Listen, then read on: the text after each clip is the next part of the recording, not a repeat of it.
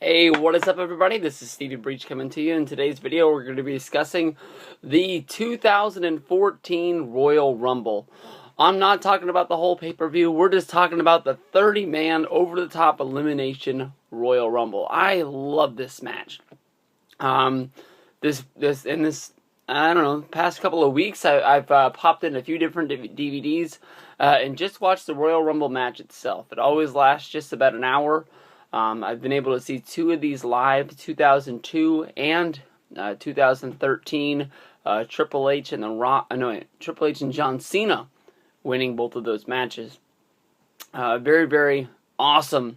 Always tons of action, lots of surprises. The one thing that I hated about being at last year's Royal Rumble was the fact of, like, you had to, the 2 minutes before each guy, you'd stand up to see, like, in anticipation. Once that countdown started, it's always like, oh, are we going to do this again?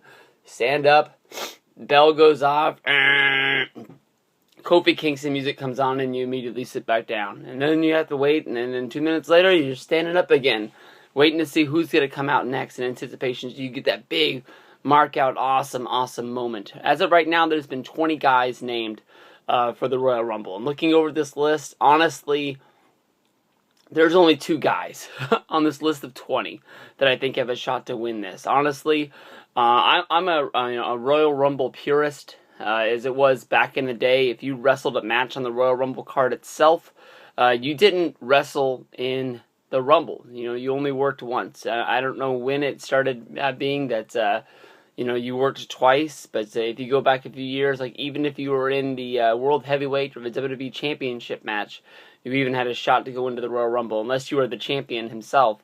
So I'm not really sure what they're going to do this year. They've already booked a lot of matches. Like last night, Daniel Bryan and Bray Wyatt are going to be having a match. Brock Lesnar and Big Show are going to be having a match.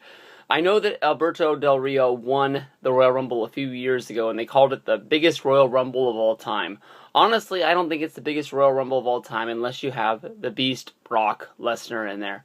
Brock Lesnar would be a huge add into this, and I'm not just saying just have him bring him in there because people thinking he's gonna feud with Undertaker, and Undertaker maybe eliminating Brock Lesnar out of the middle of nowhere would be an awesome moment, but it just doesn't make any damn sense. Getting Brock to wrestle once for the WWE is a treat.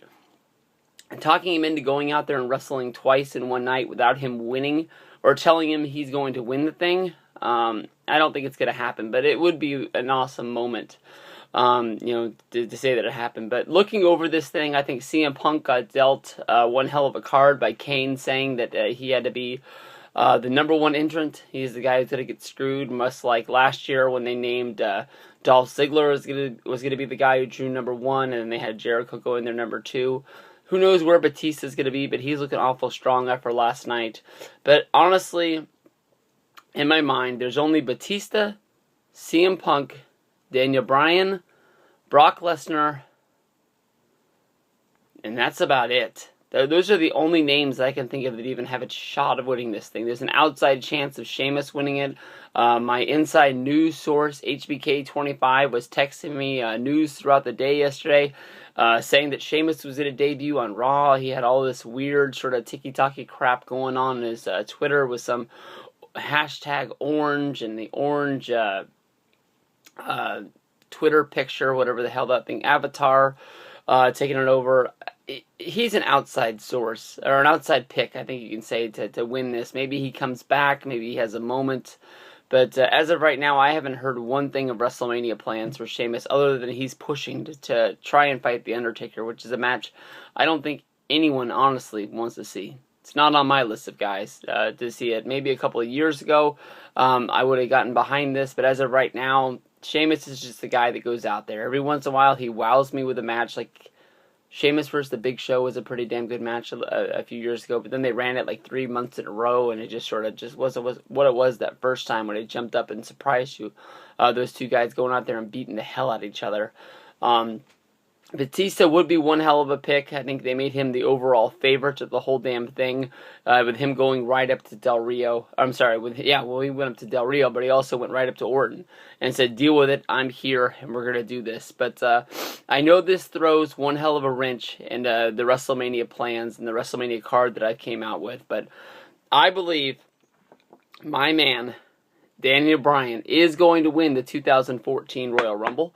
I believe that he is going to go, and he is going to fight John Cena. I believe John Cena will win the title this week on Raw. And then I believe in an undercard match, Batista will fight Randy Orton still. And then I believe Undertaker will face Brock Lesnar. Hulk Hogan might be on the outs. And I don't know. That's how I'm setting up the Royal Rumble match itself. That's how I'm setting up my WrestleMania. I believe it's got a chance. You still got CM Punk versus Triple H. Let me know your thoughts. Who's your winner? Who are they going on to fight? I guess you have to tell me who wins every match. Who wins the Elimination Chamber? I guess Cena would win the Chamber. Or you could just have Cena win the Chamber. And he doesn't have to beat Orton. I don't know. Whatever. You let me know. Peace out.